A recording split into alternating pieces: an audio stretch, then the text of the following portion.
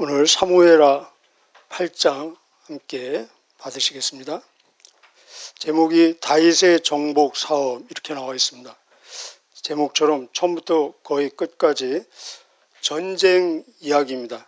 다윗의 계속되는 승전 소식과 그가 다스리는 공의와 정의로 다스리고 또 나라의 번영을 압축적으로 보여주고 있습니다. 마치 승리의 행진곡처럼 쭉 보니까 다윗이 점령한 항복을 받아낸 그런 지역들이 한 8, 9 거의 10지역 혹은 나라에 가깝습니다. 일단 그런 나라 지역이 어딘지 먼저 짧게 확인을 하고 함께 보도록 하겠습니다.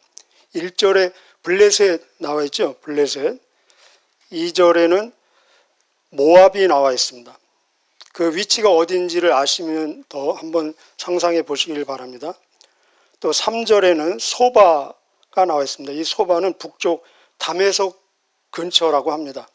그 밑에는 유브라데 강 가까이, 물론 거기 가는 이제 왕을 만났는데 거기까지 굉장히 많이 간 거죠.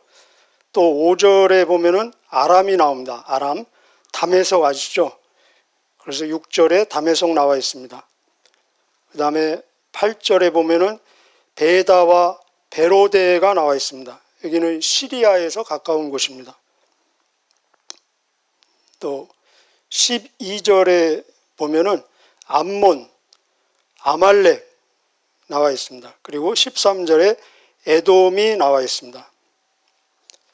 동서남북 다죠. 그죠? 이런 전쟁들이 다른 전쟁들과 좀 다른 점은 전부 다 이 다윗이 선제 공격으로 점령한 것입니다. 그럼 왜 이런 전쟁 이야기를 여기에 기록했을까? 다윗의 어떤 인간적인 야망으로 그 상대편 나라로 보면 굉장히 잔인한 거잖아요. 그죠? 호전적이고 그런 것을 얘기하려는 목적도 아니고 다윗 개인의 위대함, 탁월한 군사적인 능력을 말하려는 목적도 아니고 이 모든 전쟁의 주체는 하나님이시라는 것입니다. 이런 모든 전쟁은 하나님이 의도하셨고 하나님의 뜻이고 하나님이 결국은 싸우셨다는 것입니다. 그 근거가 어디에 나오느냐? 6절과 14절에 나와 있습니다.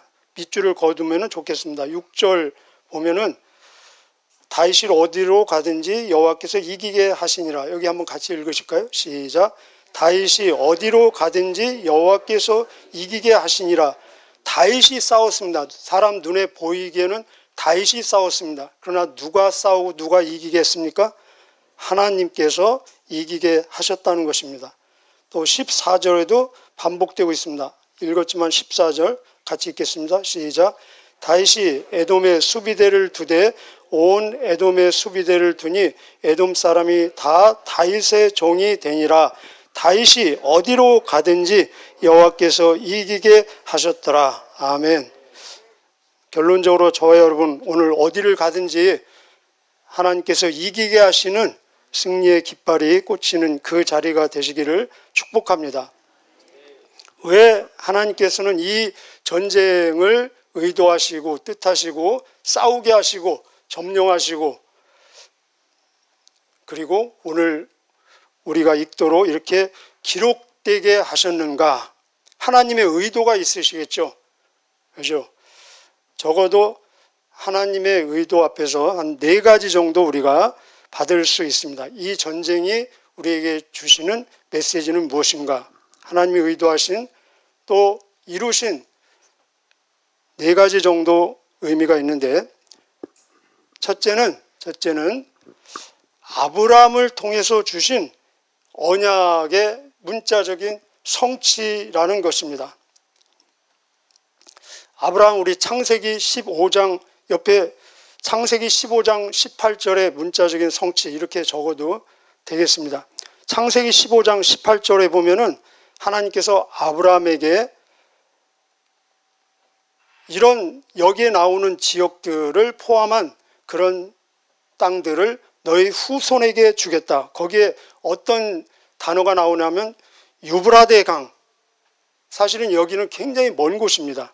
그리고 밑으로는 애굽 경계선, 여기에 나오는 에돔 가까이 있는 이런 모든 땅들을 아브라함에게 주겠다, 후손들에게 주겠다 약속을 했습니다. 그런데 오늘 이 내용 이전까지는 그 약속이 문자적으로 이루어진 적이 한 번도 없었습니다.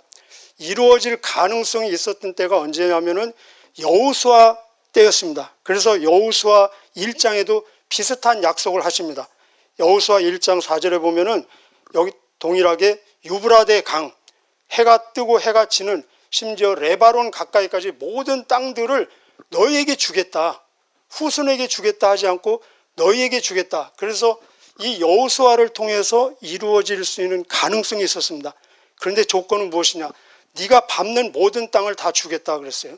그런데 아마 여호수아가 거기까지는 안 밟은 것 같습니다. 그래서 열심히 싸워서 많이 점령을 했지만, 우리 여호수아 기억나시죠? 우리가 공부했었는데, 그래서 여호수아가 늙었을 때 하나님이 뭐라고 말씀하시냐면은 13장에 네가 이제 많이 늙었는데 아직도 차지할 땅이 많이 남아있다 하면서 이러한 땅을 계속 차지해야 된다 하면서 첫 번째 거론한 땅이, 여기 나오는 첫 번째 무엇입니까?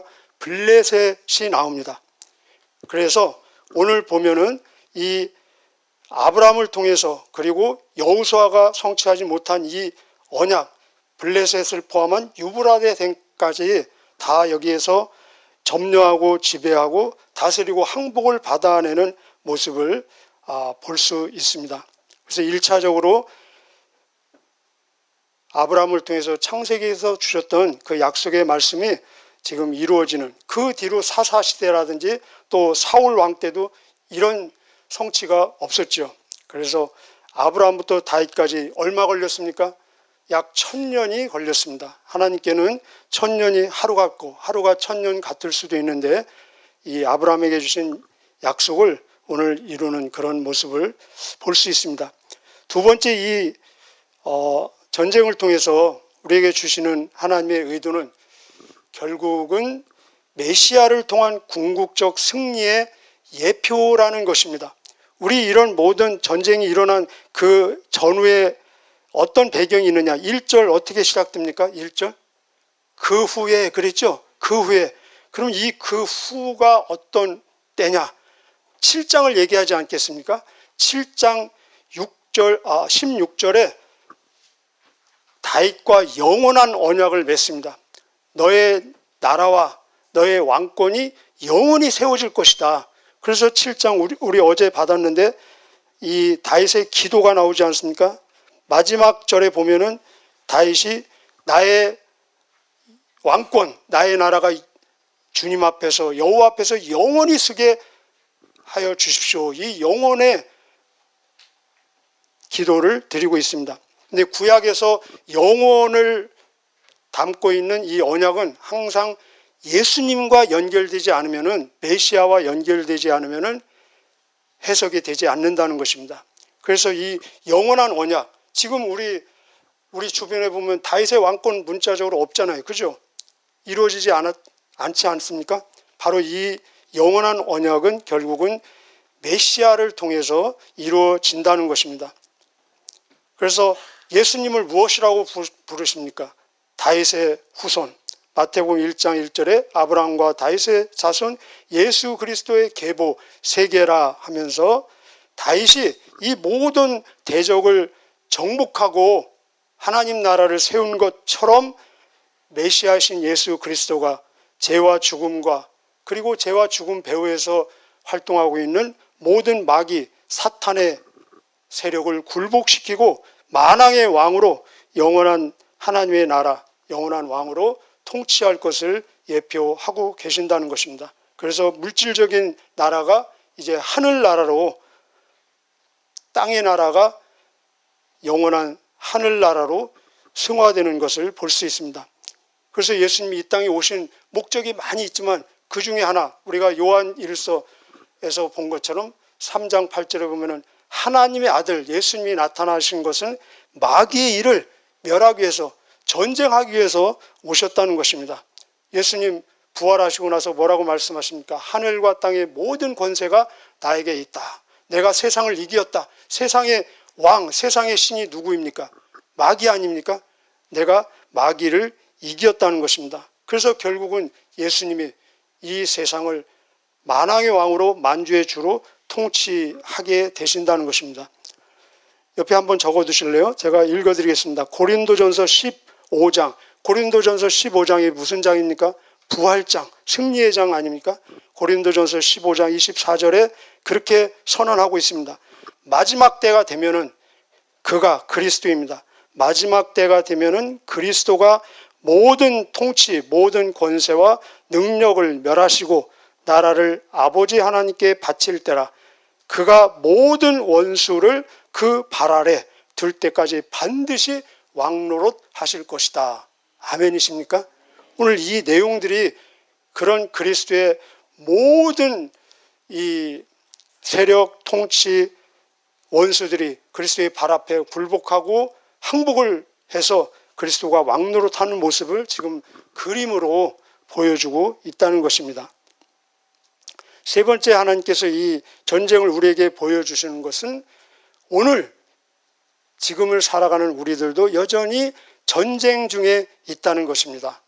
그래서 그리스도를 따라가는 우리 성도의 삶을 한마디로 영적 전쟁이라고 하고 있습니다. 성도의 삶은 영적 전쟁입니다. 전쟁은 굉장히 치열하지 않습니까? 죽여야 되죠. 죽이지 못하면 내가 죽는 거 아닙니까?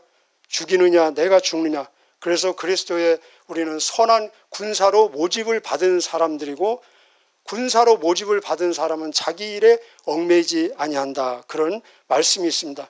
우리 에베소 6장 12절에 보면은 우리의 삶이, 성도의 삶이 영적 전쟁인 것을 분명히 말해주고 있습니다. 정말로 내가 너에게 권하노니 말하노니, 결론이라는 것입니다. 우리의 전쟁은, 우리의 싸움, 우리의 씨름은 혈과 육이 아니요 통치자와 권세와 이 세상의 어둠의 세력들과 하늘에 있는 악의 영들이라. 그래서 우리가 전쟁을 할 때는 가장 기본적으로 대상을 알아야 되지 않습니까? 그런데 우리의 전쟁의 대상은 꼭 기억하시기를 바랍니다. 우리의 전쟁의 대상은 혈과 육이 아니요, 더 이상 우리의 싸움의 대상은 사람이 아니라는 것입니다. 우리가 사람과 싸우면 그만큼 소모하는 것이고 낭비하는 것이고, 속된 표현으로 헛짓을 하고 있다는 것입니다. 우리의 싸움의 대상은 무엇입니까? 예수님이 싸움 대상과 똑같은 거지요. 왜냐하면 그분의 우리는 이 부하들이니까요. 동역자들이니까요. 죄와 그리고 죽음과 사탄과 우리 속에 있는 모든 죄성과 그리고 악한 것이라는 것입니다. 그리고 개인에게 있어서 반드시 무너져야 될 견고한 진이 있다는 것입니다. 각자 좀 다를 수가 있습니다. 나에게 그 견고한 진은 시기일 수도 있고 질투일 수도 있고 탐욕일 수도 있고 거짓일 수도 있고, 반드시 개인적으로, 단체적으로, 그러나 개인적으로 무너지지 않으면 안 되는 견고한 진이 있다는 것입니다. 그런데 이 견고한 진은 반드시 무너지게 돼 있다는 것입니다. 무기가 있어야 되잖아요. 근데 이 무기는 이 세상의 무기, 육신의 무기가 아니라 하나님의 능력이라는 것입니다. 이 말씀은 고린도후서 10장, 제가 읽어드리겠습니다. 고린도후서 10장 4절 5절에 그렇게 나와 있습니다.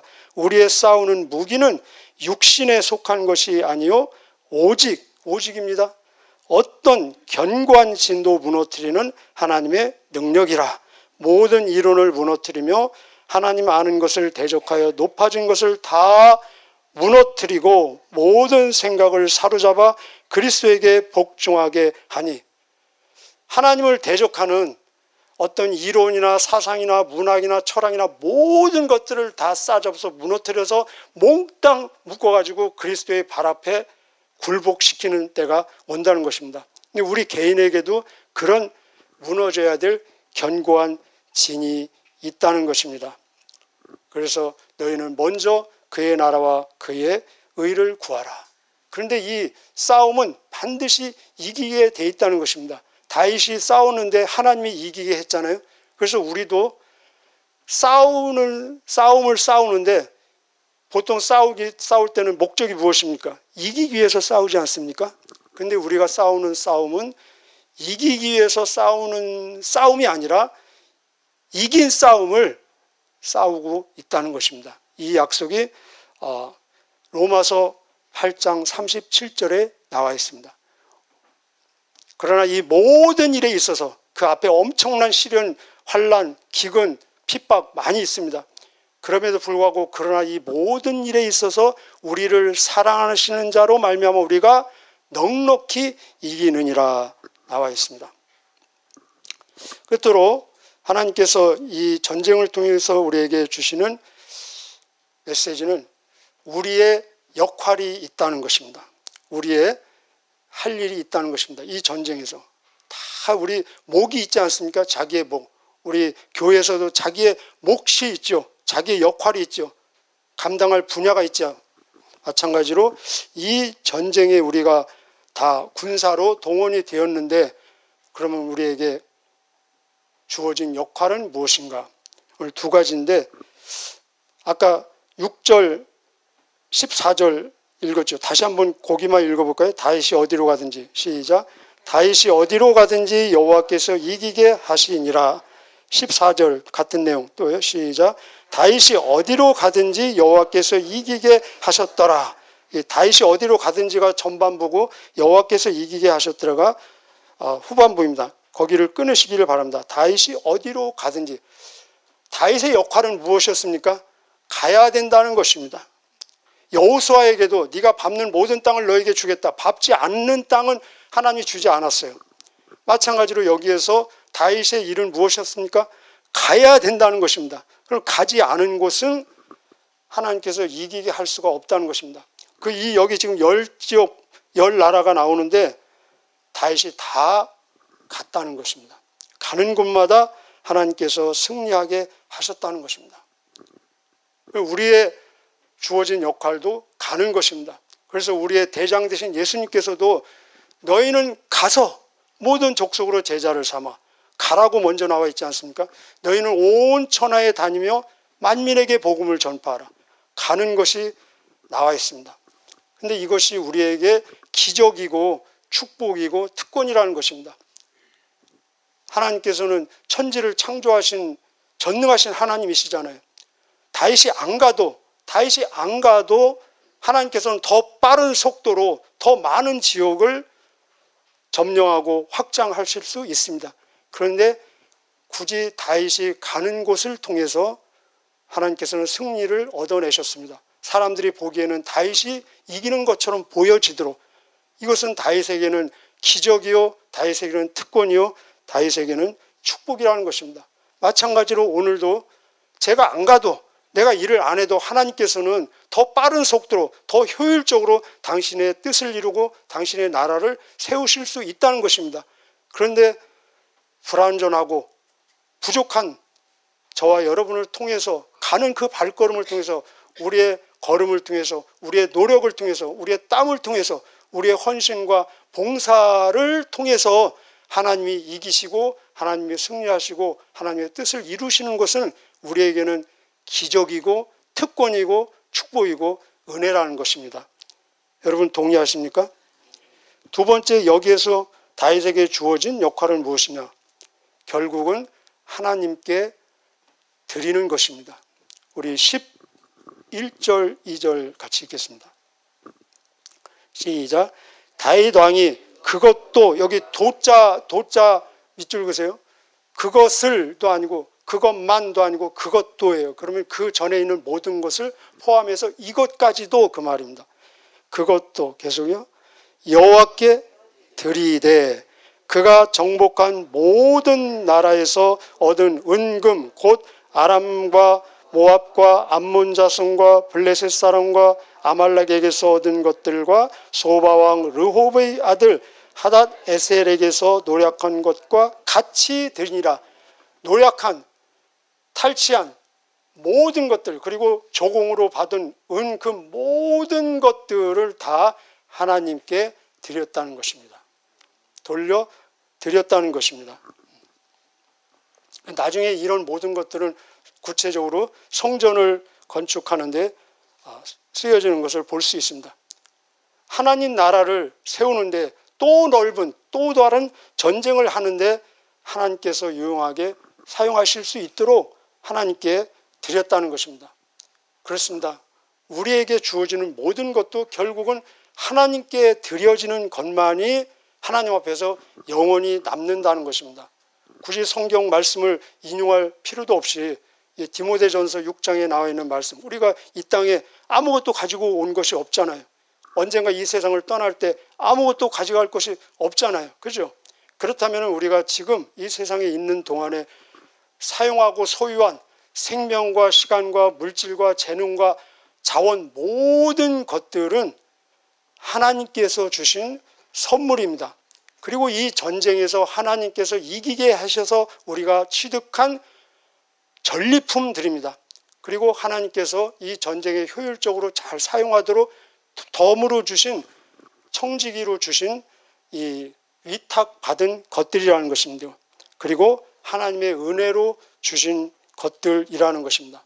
그래서 결국은 이 땅에서 우리가 그런 모든 것을 사용하는데 하나님의 일을 위해서 하나님께 드려진 것만이 아까 말씀드린 대로 영원히 남는다는 것입니다. 오늘도 주님이 이미 이긴 싸움을 성령님의 인도하심 속에서 잘 싸워내시고 주어지는 전리품으로 하나님께 도로 드려서 하나님 나라 확장하는 데 귀하게 쓰임받고 그리고 영원히 기억되어지고 하늘 창고에 보관되어지는 저와 여러분의 삶이 되시기를 축복합니다. 기도하시겠습니다.